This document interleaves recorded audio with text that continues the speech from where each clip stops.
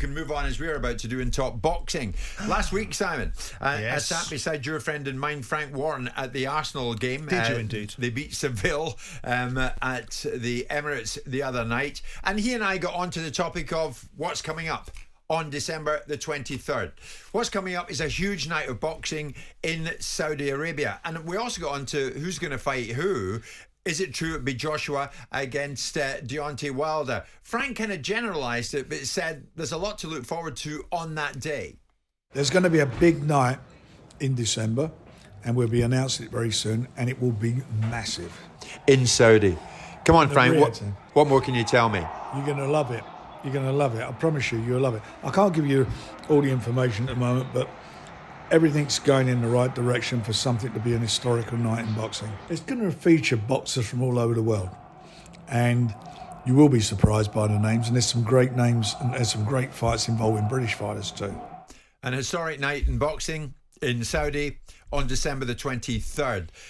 This man's had a few big nights and has thrilled us for years. Boxing Hall of Famer Carl Froch joins us live. Carl, good morning to you, mate. How are you?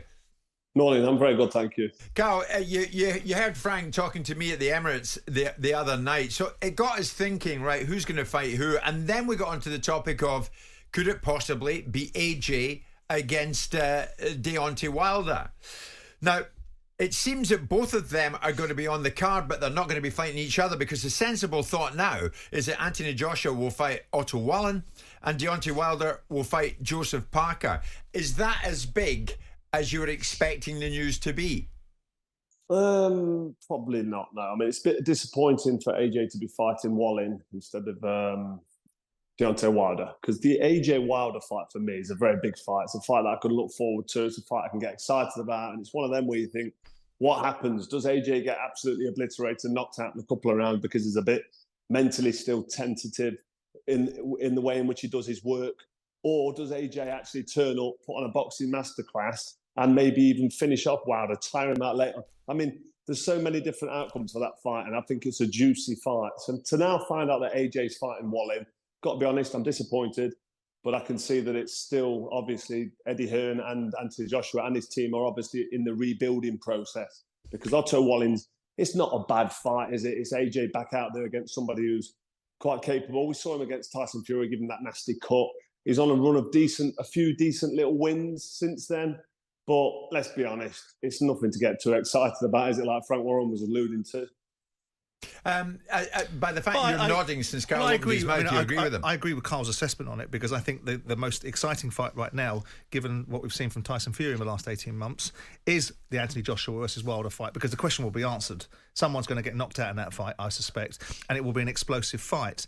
But the card, Carl, I mean, I'm like you, I want to see Joshua versus Wilder, but we've made this big observation, haven't we? The heavyweights have let everybody down. They're not making fights.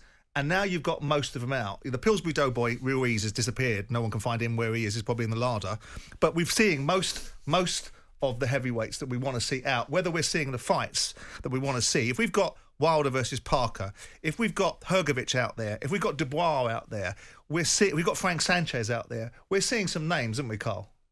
Absolutely, and there's plenty of names there that could jump in with Anthony Joshua and give us a more exciting fight than Otto Wallen. And it's frustrating and it's annoying. And you've had Tyson Fury out there with Ngannou. He struggled. I don't think he was firing on all cylinders, if you like, Fury. So make an excuse for that. But my first feeling is that I'm disappointed, probably with the AJ Deontay Wilder fight being off. And then it's hard to see past that. And then you've got Joseph Parker, who's going to be in there. And it's not a bad fight. It's quite interesting, him against Wilder. But I think the writing's on the wall for that fight. I mean, I like Parker, and he's been doing well, and he's rebuilt himself since. He's not, early 30s, so he's still got time left. But we know what his limitations are. We know his capabilities as a professional heavyweight, and he's not quite at the races with the top three. It's almost like stalling tactics and delaying what we want. It's money, isn't it, Carl? Fans. It's money. It's all about, you've just hit the nail on the head. It's all about just creaming and milking. Is Saudi Arabia ruining our beautiful sport of boxing, because it's taken away from us what we want to see? Basically. But hasn't it always been thus, Carl? Hasn't it? In order to get these big fights, wasn't it once upon a time Vegas? And ultimately everyone had to accept that all the big fights went in Vegas. Yeah, but they happened though, didn't they? They seemed to get made. Yeah, Yeah, but and Simon, to be fair to Carl, you took the big fights, Carl, when they were made, when they came along, you took them, mate. And the fact of the matter here is, the very fact they're on the same bill that night means that this is a lost opportunity, Carl, is it not? Because Joshua, who's available, could have fought Wilder, who's available. Exactly. I put that blame totally on Eddie Hearn or Anthony Joshua, because if AJ wanted to fight Wilder and he thought he was confident enough to make a statement and fight somebody like Wilder and do what Tyson Fury has done twice. I know he boxed him 3 times, but he got that draw. Then what a statement would that be, and how exciting would that be? For me, that's a mega fight. Yeah. Anthony Joshua against Wilder. Yeah. And now that's been pulled. We've had the rug pulled from under our feet, the fans, because we want to see these fights, and they're not happening. And they're all getting paid mega money out in Saudi, while we sit back and watch and say, "All right, okay, we'll watch this, and it's going to build towards potentially a better fight." But I don't know how many fights left that these guys have got in them. And when they're earning 50 million quid, I wouldn't be surprised if they have one more and then turn it in. But the heavyweight division has always been different from your division, Carl. You know, when you're fighting Kessler or you're fighting Jermaine Taylor or you're fighting Lucien Boutte, the best in class, the heavyweights have always had a different dynamic to them, haven't they? And unlike you, I'm disappointed, but I look at this card and I think to myself, Bivol versus Rivera, that's a good fight. I see J.R. Patea that people are raving about, who demolished Jordan Thompson the other day. I see some fights on there, Dubois against Baby Miller that's coming back, and we all know what he got banned for. I think there's a lot of intrigue in that fight, and I know that the head of the card isn't the one we want, but I think there's also a lot about this. If we've got 7 or 8 recognisable names in one evening, it's not a bad card, is it, Carl? Come on, the headline fight has got to be the big one that everybody will get frothy and excited about. And the very fact, Carl, that Joshua will be in that building and in a dressing room very close to Deontay Wilder, who will be in a building, and the two aren't fighting each other, then there's a huge anticlimax in my view. I agree. Simon makes a good point that the undercard is pretty good with Bivol, and there's a couple of good undercards on there that I want to watch, and they're exciting. But he did mention the heavyweight division. Hasn't it always been like that? And the heavyweights don't really fight. Well, no, we're going for a bit of a lull at the minute with the heavyweight division. There's limited opponents. There's a few newbies coming through, if you like, but there's no excuses. Look at the CV of Tyson Fury. Anthony Joshua's CV actually stacks up quite well, especially against Fury's. Yeah. But compare it to Evander Holyfield and Lennox Lewis and Mike Tyson. They all boxed each other. They all fought each other in Vegas. And look at Carl. Tyson ducked Holyfield for years. Listen, but the fight still happened. He fought everybody. I mean, you can dig Mike Tyson out a little bit if you want to. But look at Lennox Lewis and look at Klitschko and Holyfield. And Riddick Bowe dodged Lennox Lewis. Yeah, but you're picking airs now, aren't you? You're being. They didn't fight the same night, Simon. Carl, we're getting a lot of messages. There's a bunch of them coming in who back Wallen to do a job on Joshua, if that indeed is the matchup. Well, this shows us what the fans think of AJ and where he is mentally and what he's capable of doing now in the heavyweight division. And the fact that the fans think, hang on a minute, Wallen might actually cause an upset is the very reason why AJ's fighting Wallen, because his whole team think he's not ready for Deontay Wilder.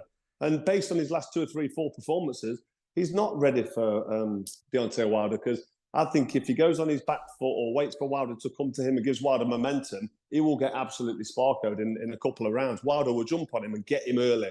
But AJ needs to rebuild, and I think the fact that he's fighting Wallen shows us that his team think he needs to rebuild, or they're just thinking about the money and they're nicking a few quid and cashing him in as much as they can before he retires.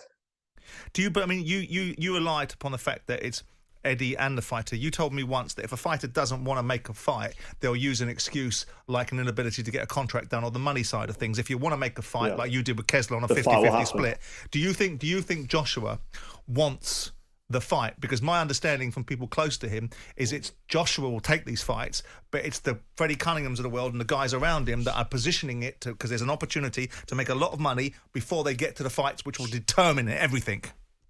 I think AJ's gone through his career taking fights that are presented in front of him, and he's been very brave and to the point of stupid as well, because he didn't need to take the Usyk fight, and he boxed him twice. And Rob McCracken actually advised him, his former trainer, advised him against fighting. He didn't say don't fight him, you won't beat him, but he just said, listen, there's probably easier routes. It's the WBO title, vacate the title, let's do a little cheeky move here and there, and let's have another big fight, and just put Usyk on the back burner. He's not getting any younger.